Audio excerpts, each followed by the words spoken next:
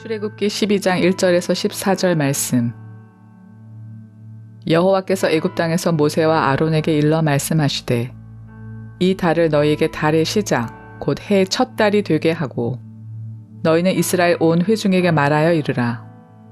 이달 열흘에 너희 각자가 어린 양을 취할지니 각 가족대로 그 식구를 위하여 어린 양을 취하되 그 어린 양에 대하여 식구가 너무 적으면 그 집의 이웃과 함께 사람 수를 따라서 하나를 취하며 각 사람이 먹을 수 있는 분량에 따라서 너희 어린 양을 계산할 것이며 너희 어린 양은 흠없고 1년 된 수컷으로 하되 양이나 염소 중에서 취하고 이달 열 나흔 날 간직하였다가 해질 때에 이스라엘 회중이 그 양을 잡고 그 피를 양을 먹을 집 좌우 문설주와 인방에 바르고 그 밤에 그 고기를 불에 구워 무교병과 쓴 나물과 아울러 먹되 날것으로나 물에 삶아서 먹지 말고 머리와 다리와 내장을 다 불에 구워 먹고 아침까지 남겨두지 말며 아침까지 남은 것은 곧 불사르라. 너희는 그것을 이렇게 먹을지니 허리에 띠를 띠고 발에 신을 신고 손에 지팡이를 잡고 급히 먹으라. 이것이 여호와의 유월절이니라. 내가 그 밤에 애굽 땅에 두루 다니며 사람이나 짐승을 막론하고 애굽 땅에 있는 모든 처음 난 것을 다 치고 애굽의 모든 신을 내가 심판하리라. 나는 여호와라. 내가 애굽 땅을 칠 때에 그 피가 너희가 사는 집에 있어서 너희를 위하여 표적이 될지라. 내가 피를 볼 때에 너희를 넘어가리니 재앙이 너희에게 내려 멸하지 아니하리라. 너희는 이날을 기념하여 여호와의 절기를 삼아 영원한 규례로 대대로 지킬지니라.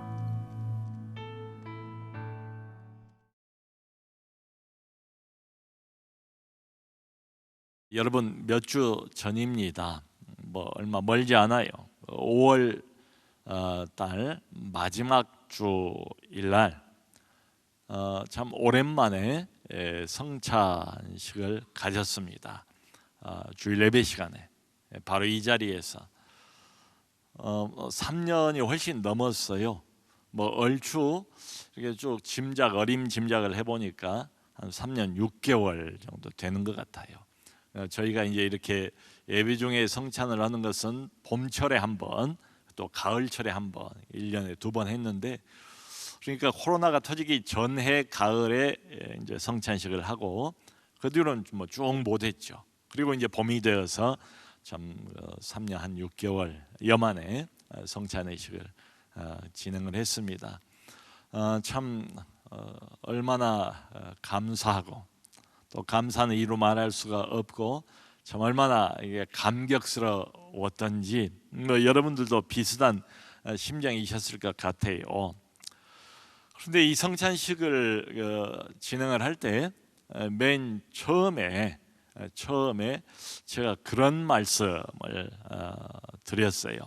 그러니까 이 성찬 예식이 뭔가를 간단하게 설명을 하면서 이런 말씀을 드렸습니다. 성찬 예식이라는 것은 하나님의 구원 역사를 기념하는 예식입니다. 성찬 예식이 다른 의미가 있는 게 아니에요. 딱 한 가지 의미가 있는데 그게 뭔가 하면 하나님께서 우리를 구원하셨습니다. 그러니까 구원의 주체는 하나님이시고 우리는 구원을 받은 사람이에요. 은혜를 베푸신 분은 하나님이시고 그 은혜를 받은 사람, 혜택을 누린 사람 우리라.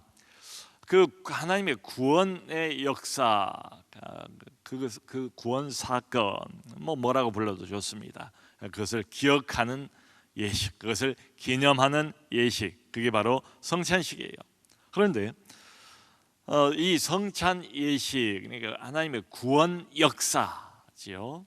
그것의 핵심이 뭔가? 핵심이 뭐겠습니까? 여러분들 다 짐작하실 수 있는 것처럼 예수 그리스도의 십자가의 죽으심이에요.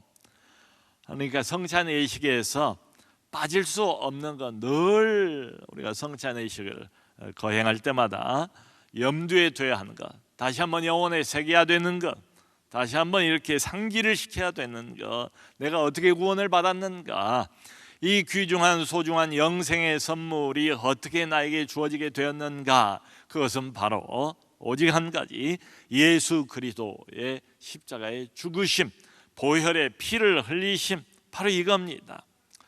여러분, 그렇기 때문에 이것을 성찬 예식의 요 의미를 이제 믿음 없이 이렇게 참석을 하면 곤란해요. 뭐 그런 경우도 없잖아 뭐 있을지 모르겠어요.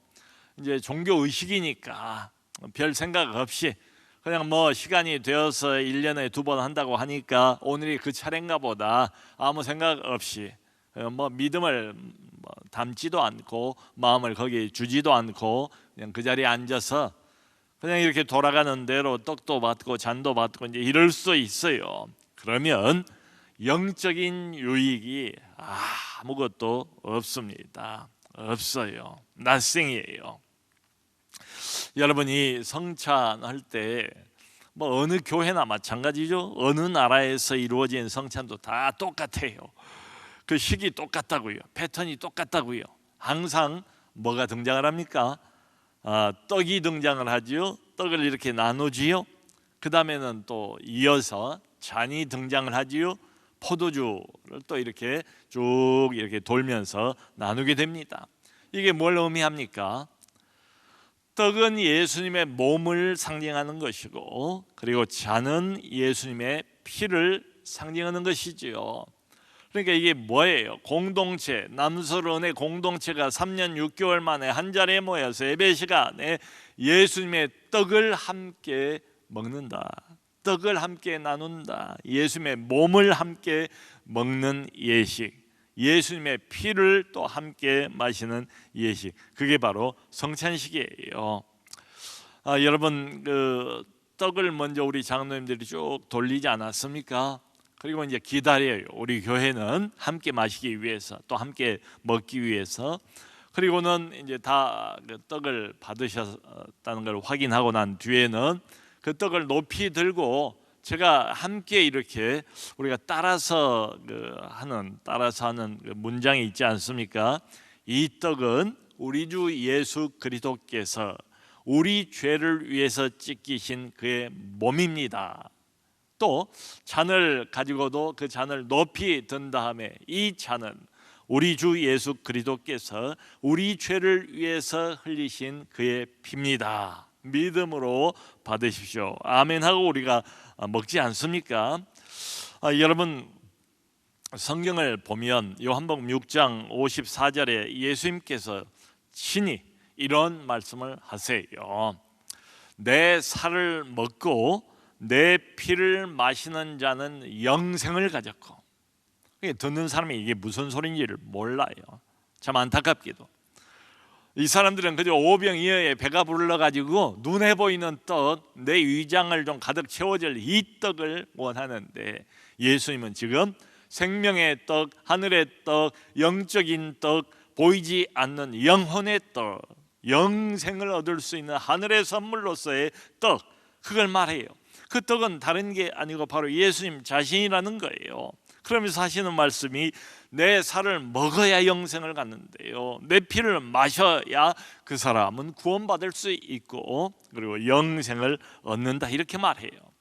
여러분, 배경이 되는 지식이 전혀 없이 이런 이야기를 들으면 좀 이상하지 않겠습니까?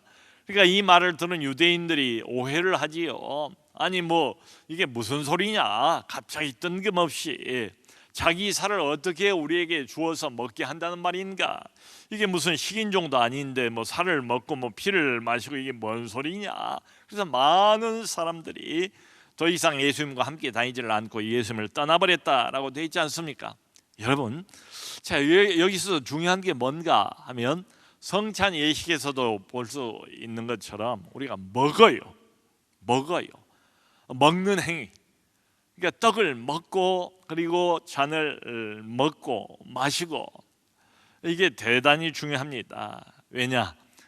이 먹는다는 것은 뭡니까? 음식을 이렇게 먹으면 음식이 이렇게 쑥 내려가서 결국 나의 피가 되고 또 살이 되고 나하고 하나가 되잖아요. 그걸 상징하는 게 바로 먹는 거예요. 말하자면 우리는 그 떡을 먹고 피를 이렇게 마시면서 예수님과 우리를 대신해서 십자가에 죽으신 그분과 하나가 된다는 것을 몸으로 느끼는 게 먹는 행위입니다. 그러니까 먹지 않으면 구원이 없어요. 이 예수님 말씀이 그거 아니겠습니까? 내 살을 먹어야 된대요. 내 살을 구경만 하면 안 돼요. 내 살을 만져만 봐도 그거 가지고 안 돼요. 내 피를 그냥 쳐다만 봐도 안 되고 그 피를 반드시 먹어야 되고 마셔야 되고 그렇습니다. 여러분, 그러므로 우리가 구원받기 위해서는 다른 게 아니고 예수님을 먹어야 돼요. 하나가 돼야 된다고요. 자, 우리는 오늘날 그러니까 예수님이 이 땅을 거쳐 가신 뒤로 벌써 2000년, 그러니까 교회는 2000년 동안 계속해서 그 구원 사건을 잊지 않기 위해서 늘 성찬을 행해 왔어요. 이것을 잊지 말고 나를 기억하면서 기념하라, 그 말씀 명령 따라서 시마다 때마다 성찬의식을 거행을 해 왔습니다. 그때마다 우리는 먹었어요. 지금 2000년 동안 먹어온 거예요. 그런데 좀 거슬러 올라가 보면 오늘날 우리는 이제 빵, 떡과 그리고 포도주 잔으로 그걸 상징하면서 먹지요. 근데 쭉 거슬러 올라가 보면 과거 구약 시대의 성도들도 어떻게 구원을 받았는가? 그 사람들은 구원의 원리는 똑같아요. 하나님은 영원에서 영원까지 홀로 하나이신 분 아닙니까? 하나님의 말씀은 이랬다 저랬다 하시는 법이 없어요. 하나님은 한 번 말씀을 하셨으면 그 말씀의 원리를 그대로 세세 무궁토록 하나님은 지켜 나가십니다. 그러니까 구약으로 이렇게 훌쩍 시간의 간격을 뛰어넘어서 가보면 과거에는 뭘 먹었는가 하면 바로 오늘 나온 것처럼 어린 양을 먹은 거예요. 그게 오늘 본문이에요. 그러니까 하나님이 직접 모세를 통해서 아주 자상하게 구체적으로 말씀을 하시지 않습니까? 이 출애굽 어둠의 세력을 드디어 벗어버리고 노예 생활에서 자유인이 되는, 죄로부터 죄의 올무와 덫에서 완전히 풀려나는 그 해방의 날을 기념하는 이때가 1월 달이에요. 유대인들에게는. 우리에게는 한 3월 4월 정도 됩니다. 이때가 1월입니다. 근데 하나님께서 드디어 이제 출애굽 탈출할 때가 이제 코앞에 이런 거예요. 뭘 명령을 하시는가 하면 마지막 한 가지 순서만 남아 있어요. 바로 먹는 일입니다. 어린 양을 잡아서 먹으라 말씀을 하세요. 그 이제 한 걸음 더 나가서 구체적으로 가족당 한 마리씩 잡으래요. 어린 양을, 흠 없는 순전해 보이는 어린 양을 가족당 한 마리. 근데 가족 수가 많지 않을 수도 있잖아요. 둘이나 셋인데 어린 양이라고 그래도 꽤 크거든요. 그게 한 마리를 다 못 먹어요. 그럴 경우에는, 그러니까 우리 하나님이 이 일에 관해서 얼마나 자상하신지, 얼마나 섬세하게 말씀을 해주시는지요. 그럴 경우에는 이웃집 식구들하고 하나의 공동체를 이루어서 한 마리 양을 이제 두 집이 이게 나누어서 이게 먹으라. 어린 양 한 마리 토실토실하고 살찌고 이런 양 같으면 한 10사람 정도가 먹을 수가 있다는 거예요. 그러니까 함께 모여서 이제 먹으라. 여러분, 바로 이 날이 무슨 날이겠습니까? 뒤에 보면 그런 단어가 나와요. 여호와의 밤이라. 여호와의 밤이라. 하나님께서 특별한 일을 행하시는 바로 그 밤. 하나님께서 특별한 구원의 역사를 행하시는 바로 그 밤. 하나님께서 오래전부터 인간의 타락한 인간을 구원해낼 하나님의 구원 역사를 드디어 보여주실 바로 그 밤, 출애굽 당일입니다. 이게 바로 우리가 잘 알고 있는 유월절, 최초의 유월절이에요.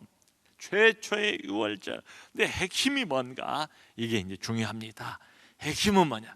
유월절의 핵심은 뭐냐? 성찬의식의 핵심은 뭐냐? 그것은 먹는 거예요.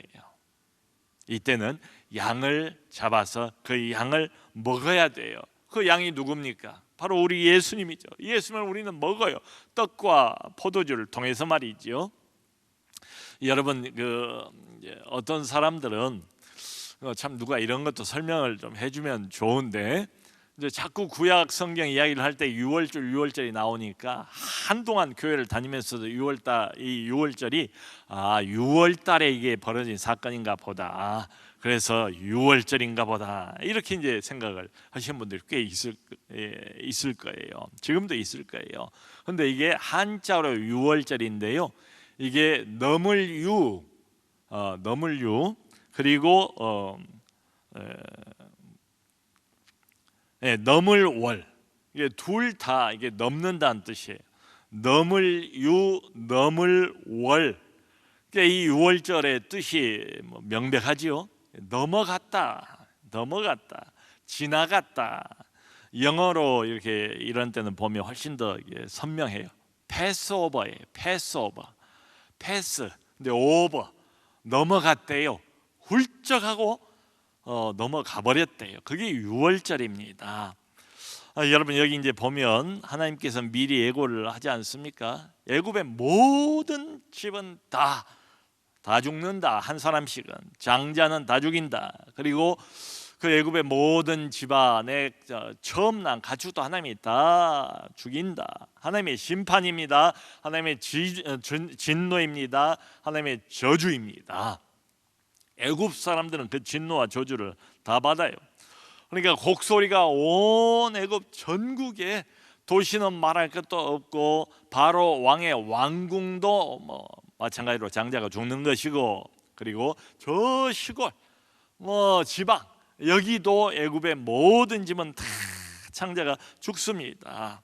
그런데 이스라엘 백성의 집은 말짱하대요. 아무 일도 일어나지 않는데요. 넘어간대요. 지나간대요. 6월절이래요. 왜 그러는가 하면 여기 이렇게 말씀이 나왔어요. 어떻게 하라고? 어린 양을 잡아서 사람은 그걸 먹고 그 흘려진 피는, 이 피가 중요합니다. 그 피가, 어린 양의 피를 문설주와 인방에다가 바르래요. 문설주는 여러분 어떤 문이든 들어가려고 하면 문 양쪽 기둥이 있잖아요. 이게 이제 문설주예요. 여기다가 어린 양 피를 발라요. 인방은 두 기둥을 잇고 있는 그 대들보와 같은 역할을 하는 그 위에 있는 문 위쪽에 그 대들보, 거기에다가 바르라, 피를 발라야 돼요. 그러면 죽음의 천사가, 하나님의 천사들이 드디어 하나님의 명령을 받들어서 애굽 전역을 다니면서 각 집에 들어가서 모든 장자를 쳐서 죽일 그때에 이 피가 발라져 있는 집은 보고 그것을 보고 넘어간다는 거예요. 여기 13절에는 이렇게 되어 있습니다. 내가 피를 볼 때에 넘어가리니 재앙이 너희에게 내려 멸하지 아니하리라. 여기 내가 누굽니까? 하나님 자신이죠. 여호와 하나님을 대리하는 죽음의 천사를 하나님이 보내셔서 모든 애굽의 장자들은 다 죽이세요. 그러니까 예외가 없어요. 봐주시는 게 없어요. 심판의 날은 이래요. 지금까지 오래 기다려왔어요. 기회를 주셨어요. 그런데 계속 10번이나 하나님 말씀에 불순종하지 않습니까? 하나님과 대적하지 않습니까? 하나님께서 다 죽이시겠대요. 근데 이스라엘 집은 개가 미동도 하지 않을 것이다. 개가 혀를 움직이지 않을 정도로 아무 일도 일어나지 않을 것이다 라고 지난번 우리가 봤던 그 성경에서 말하지 않았습니까? 내가 피를 본대요. 하나님께서 내가 그 피가 발라져 있는 것을 보면 넘어간다. 그래서 재앙이 너희에게 내려지지 아니할 것이다. 왜 넘어가지요? 아무 생각 없이 그냥 하나님께서 이 집은 심심하니까 치고, 저 집은 또 운이 좋으니까 이렇게 봐주고 죽음에서 건짐을 받고, 이런 게 전혀 아니지요. 왜 넘어갑니까? 이유가 있죠. 왜요? 이미 피가 흘려졌잖아요. 피가 흘려졌다는 것은 뭔가가 죽었다는 이야기고, 뭔가가 이미 심판을 받았다는 이야기 아닙니까? 그것을 하나님께 지금 지적하시는 겁니다. 말하자면 하나님의 심판을 누군가 대신 받아서 이미 그 희생이 치러졌다 하는 걸 표현하는 게 피예요. 근데 고마운 것은 내가 아니고 내 집안에 누군가가 아니고 내 큰아들 장자가 아니고 어린 양이 대신 죽는 거예요. 그러니까 이 어린 양의 죽음은 보세요, 처음부터 대신 죽는 죽음이에요. 대신 죽는 죽음, 이것을 우리는 그래서 대속의 죽음이다 이렇게 부르지 않습니까? 그 유명한 히브리서 9장 22절 말씀은 그런 말씀이 있잖아요. 피 흘림이 없이는 죄 사함이 없느니라. 피 흘림이 없으면 죄 사함도 없고 죄 사함이 없으면 구원도 없고 영생도 없어요. 누군가는 하나님의 진노, 저주, 심판을 받아서 죽어야 돼요. 피를 흘려야 돼요. 나 대신 고맙게도 죄 없는 어린 양이 피를 흘리신 거예요. 여러분 보세요. 이미 예수님께서 이 땅에 육신을 입고 탄생하시기 전에 약 1400년 전, 지금으로부터 약 3400여 년 전에 하나님께서 본격적으로 구원이 어떤 것인가, 어떻게 인간이 구원을 받을 수 있는 것인가, 너도 나도 다 하나님의 진노와 저주를 피할 수 없는 죄인들에 불과한데 왜 어떤 사람은 죄값 때문에 진노를 받고 영원한 지옥과 멸망으로 떨어져 버리고 어떤 사람은 거기에서 건짐을 받는 것인가? 이유는 하나밖에 없다. 어린 양의 피, 누군가 나를 대신해서 이미 심판을 받으셨다, 이 이야기예요. 그러니까 이걸 보면 그 하나님의 영원한 구원의 패턴, 구원 공식이 이미 어제 오늘 이야기가 아니라 몇백 년 전이 아니고 수천 년 전에 유월절 때, 출애굽 때 바로 세워진 겁니다. 아멘. 성도 여러분, 이번에 아주 이제 최근입니다. 우리 그 예수마당 어린이들 있지 않습니까? 그 이제 주일날 되면 저쪽 성봉을 쪽 가보면 막 소리도 나고 막 아이들이 왔다 갔다 하고 뭐 재미있게 이렇게 뛰어노는 걸 볼 수가 있을 거예요. 이제 어와나입니다. 어와나. 이 예수마당에서 하고 있는 어와나의 전국 대회가 얼마 전에 열렸는데요. 그러니까 제주도에서도 왔대요. 전국에 여러 이제 교회에서 어와나를 하니까 이제 다 모여가지고 대회를 하는데, 여러분 참 이게 놀랍게도 우리 남수로 은혜교회 그 어와나 팀이 전국 1등을 했대요. 참 감사하지요. 근데 너무 겸손해가지고 담당자들이 그 이야기도 안 해주셔가지고 저도 한동안 몰랐어요. 참 얼마나 기특하고 얼마나 감사한지, 얼마나 감사한지 모르겠어요. 자, 그런데 저는 오늘 본문을 이제 이렇게 생각을 하면서, 그런데 참 감사하고 고마운데 좋은 일인데 무엇보다도 우리 자라나는 미래 세대 예수마당 우리 어린이들이 믿음에서 1등 되었으면 참 좋겠다. 믿음에서 1등. 어와나도 중요하지만 그 1등도 좋지만 믿음에서 1등.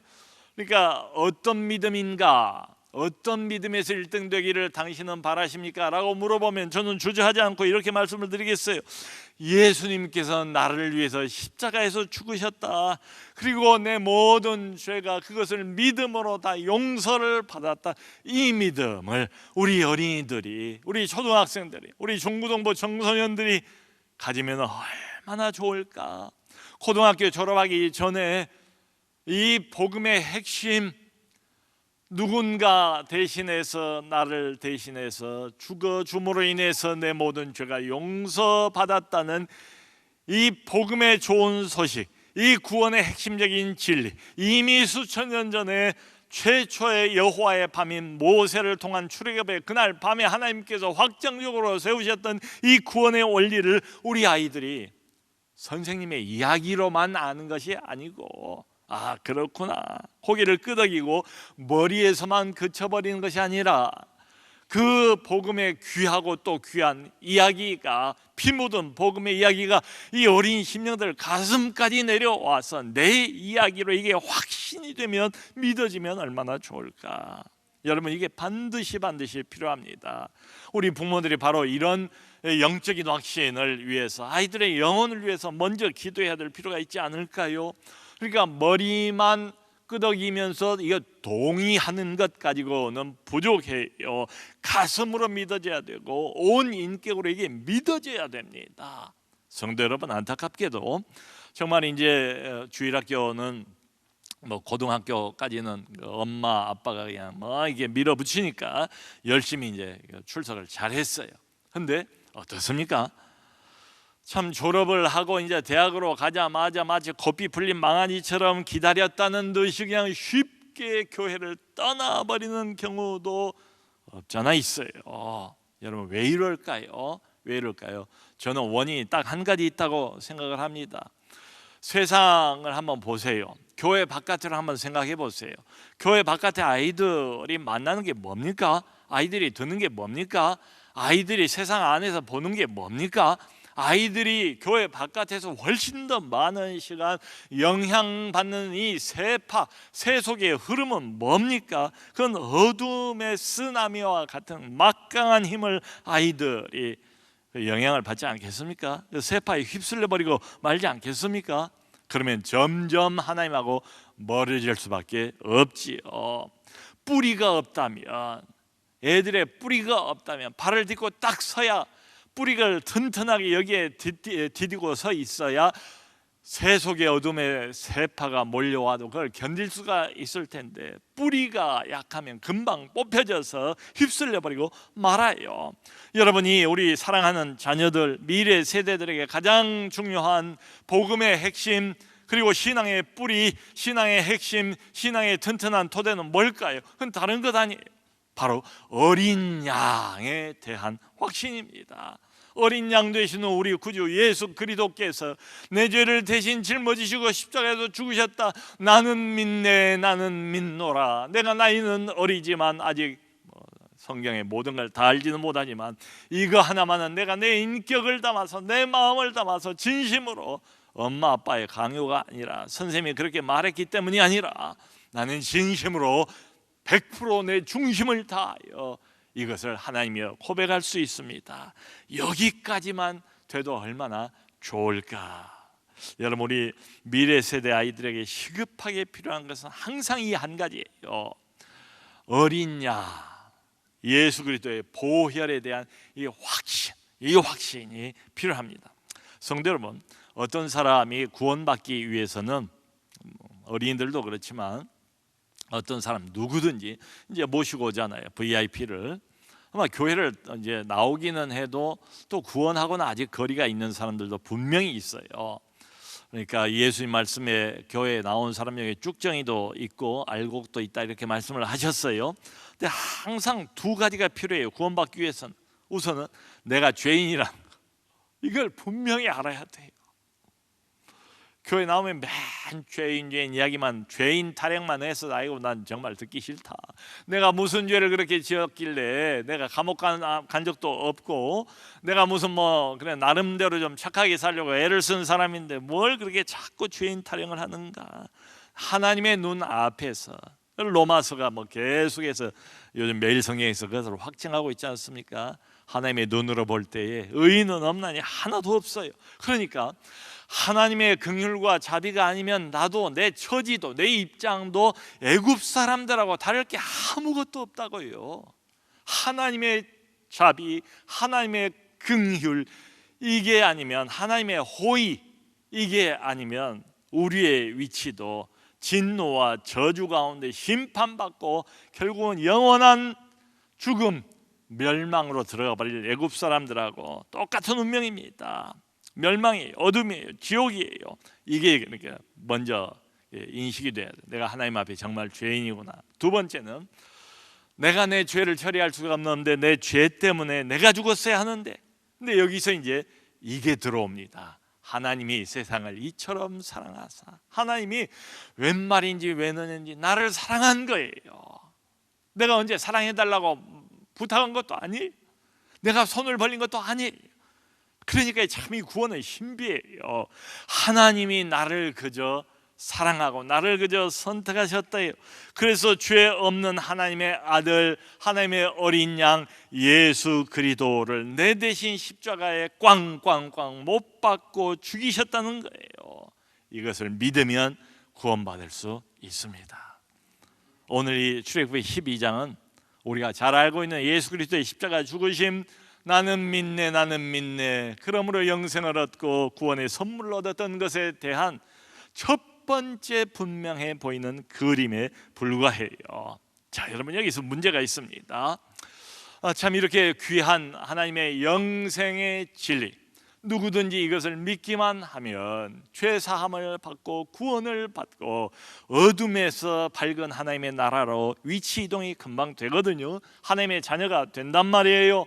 홀로 이 광야 인생들을 더 이상 살아가지 않고 하나님과 함께 동행하는 인생을 살아갈 수가 있습니다. 근데 문제는 어디 있는가 하면 믿고 싶다고 믿어지느냐, 이게. 여러분 주변에도 그런 사람들 많지 않습니까? 이 어처구니 없는, 정말 이성적으로 논리적으로 말이 안 되고 와닿지도 않고 이걸 무작정 믿으라고 강요할 수도 없잖아요, 믿음이라는 게. 그러니까 믿음은 아무나 가질 수 있는 것이 아니라고 성경이 미리 말하지 않습니까? 문제는 이 진리를 믿고 싶다고 믿어지는 게 아니다. 그러므로 필요한 게 뭔가 하면 우리의 기도가 필요합니다. 기도하는 거죠. 한 2달 계속해서 지금도 간절히 마음 담아 기도하지 않습니까? 하나님이여 내가 사랑하는 그 VIP 이름 석자를 꼭 기억해 주세요. 내가 무엇보다도 사랑하는, 눈에 넣어도 아깝지 않을 내 사랑하는 가족들 누구 기억해 주세요. 내 사랑하는 지인, 주님 마음을 열어주세요. 예수께서 우리 죄를 대신 짊어지시고 십자가에 죽으셨음을 알게 해주옵소서. 예수는 죽고 대신 내가 그 덕분에 살아났다는 것을 알게 해주옵소서. 이 복음의 진리를 깨닫게 해주옵소서. 성령이 하늘의 빛을 비춰주옵소서. 그 마음에 단단한 화석과 같은 어둠을 제거하시고 단단한 화석들을 다 녹이시고 이 사실을 믿게 하여 주옵소서.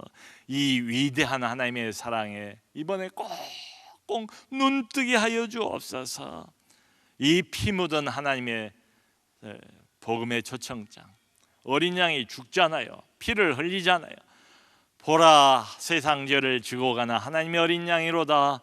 세례요한이 그렇게 예수님을 보자마자 첫 일성이 그것 아니었습니까?